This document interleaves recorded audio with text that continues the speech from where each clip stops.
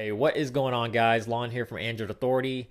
And when the Oppo N1 came out last year, it was a pretty popular phone. I think a lot of people really liked it, but I think what put a lot of people off from buying it was its size. It had a 6-inch display, so it was just massive in the hand.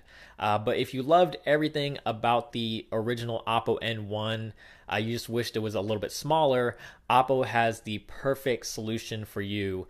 So with that being said, let's go ahead and take a closer look at the Oppo N1 Mini. So here is the Oppo N1 Mini, and if you couldn't tell, it looks just like the Oppo N1 except smaller, obviously. Now, even though this is a mini phone, the first thing that struck me when using it for the first time was that it's not really that small. It definitely is smaller than the original Oppo N1, but it's still kind of a large phone. And this isn't a versus video or anything like that, but just as a quick size comparison, here it is next to some of the flagships of 2014, like the HTC One M8 and the Samsung Galaxy S5. And as you can see, it's pretty similar in size to these two flagships, if not a little bit bigger, because of the large top and bottom chin. Now, if you like the design of the original Oppo N1, you'll obviously love the design of the N1 Mini. And Oppo has always been really good with the build quality of their phones, and the N1 Mini is no exception. It's not the thinnest or the lightest phone, coming in at a little over 9mm thick and 150 grams, and it's also made of plastic, but the unibody design combined with the weight makes this phone feel very solid in the hand, and the curved back makes it very comfortable to hold. The model that I have here has a matte white finish, so it's got a decent amount of grip to it. It doesn't feel super slippery in the hand or anything like that. And the gold trim that wraps around the perimeter of the phone actually helps with the grip as well, while at the same time giving the phone a pretty classy look. All the buttons and ports are on the sides and bottom of the device. You'll find the power button on the left side, which was kind of awkward and took some getting used to, probably because I'm so used to it being on the right side. But on the right side though is the volume rocker, and along the bottom you'll find the 3.5mm headset jack, micro USB port, and speaker. And the speaker actually sounds pretty decent, but like many other phones with a bottom mounted speaker, it's very easy to cover up when using the phone in landscape. So if you're watching a video or playing a game, you'll probably find yourself muffling the speaker quite often. No added sugars, caramel, all this other stuff. So they are the plane of the plane. And what we're gonna do is try and eat 5 of these as fast as we can. Like many other mini phones, the specs usually take a step down, and that starts with the display.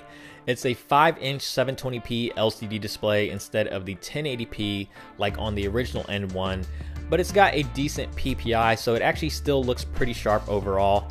The viewing angles are quite good, it gets plenty bright, and the colors on this display are very nice and vibrant without looking oversaturated, so I was actually pleasantly surprised with the overall quality of this display. As far as the specs go, the Oppo N1 Mini is being powered by a Snapdragon 400 processor, the Adreno 305, and 2 gigs of RAM. So very typical mid-range specs, just like many other mini phones out there. But in my opinion, the Snapdragon 400 processor has proven to be a very respectable mid-range processor, and the performance on the N1 Mini is quite good. Swiping and scrolling was smooth. I didn't notice any lag at all really. Apps opened and closed quickly. The phone multitasked just fine without much of a hiccup, and gaming performance was pretty good too. It doesn't hold a candle to higher end spec smartphones out there, but for what it's worth, the N1 Mini's performance is pretty solid. Now, one of the most unique features of the original Oppo N1 was the swiveling camera, and that makes a return here on the Oppo N1 Mini. So your back camera basically rotates and becomes your front camera. And it's kind of a nice feature because it allows you to take some really high quality selfies if you're into that sort of thing. But the thing that I found the most interesting about this camera is that it's still 13 megapixels, just like it was on the original Oppo N1. Whether it's the same exact sensor with the same quality as the original N1, I don't really know because I never used the original N1, but it's at least good to see that the resolution is still the same. The camera interface is pretty basic and bare bones. You've got a few shooting modes, but nothing too different or unique that you can't find on any other smartphone camera. So the settings here are pretty standard. It doesn't have HDR mode, oddly enough, but you do get Ultra HD mode, which if you remember on the original Oppo N1, it allowed you to take 50 megapixel photos. Now on the N1 Mini, the bump isn't quite as drastic. Instead of 50 megapixels, Ultra HD mode allows you to take 24 megapixel photos, which is still pretty good, and I'll go ahead and let you be the judge as to whether or not the difference is noticeable.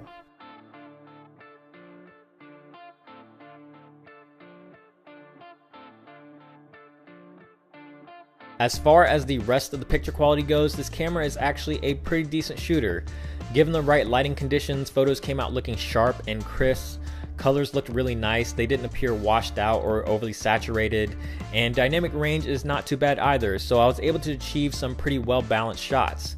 This camera does suffer from the same problem that a lot of other smartphone cameras do, and that is the shifting of exposure depending on where you tap to focus on the screen, and low light isn't all that great either, but overall it's certainly not a bad camera, and just like the original Oppo N1, it's really good for taking selfies. With the battery, you're looking at a 2140 milliamp hour battery, so it's pretty small in today's standards, but with normal usage, you should be able to make it through a full day just fine, which I was able to do, and I managed to get at least 4 hours of screen on time out of it, and this is with texting, checking social networks like Facebook, Twitter, watching a little bit of YouTube, and playing my Clash of Clans. So if your usage is similar to mine or even less than mine, I think you'll be pretty satisfied with the battery life. Software wise, you're looking at Android 4.3 Jelly Bean, so hopefully we'll see an update soon by Oppo. But on top of Android is Oppo's own Color OS, and if you used an Oppo device before, this will be very familiar territory. It's not a super heavy skin, but it's not all that light either. It's somewhere in the middle, as it does preserve some stock Android elements like the lock screen and the recent apps menu. ColorOS does bring some pretty welcome additions to Android, although we've seen a lot of these before from other OEMs like the panel of toggles in the notification shade and the very handy brightness slider. You can also download and install themes with ColorOS if you don't like the way it looks out of the box, which I actually took advantage of, so it's nice to have a little bit of customization built in.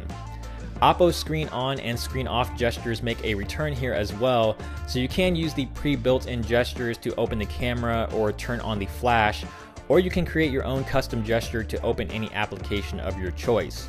It feels a little bit gimmicky in my opinion, but if you don't like it, you can turn it off, which I ended up doing after a little while. You can get your hands on the Oppo N1 Mini now, and I'm seeing it go for roughly $550 on eBay, which is kind of pricey for a basically mid-range phone, and there's some higher end phones out there that you can get for a lot less than that, like the Nexus 5, which is still a great phone, or even the OnePlus One if you can get your hands on it, or even the brand new Moto X, which is $500 without a contract. But if you do want to get the Oppo N1 Mini, it does support LTE connectivity on carriers like T-Mobile and AT&T, so you don't have to worry about that. But there you have it for the Oppo N1 Mini. If you loved everything about the original Oppo N1, but you just wished it was a little bit smaller, then the Oppo N1 Mini is the perfect solution for you, if you don't mind the price tag and the slightly lowered specs. But it does bring all the things that made the original Oppo N1 great, like the swiveling camera and the solid build quality. But do not be deceived by the name, because even though this is a mini phone, there's absolutely nothing mini about it.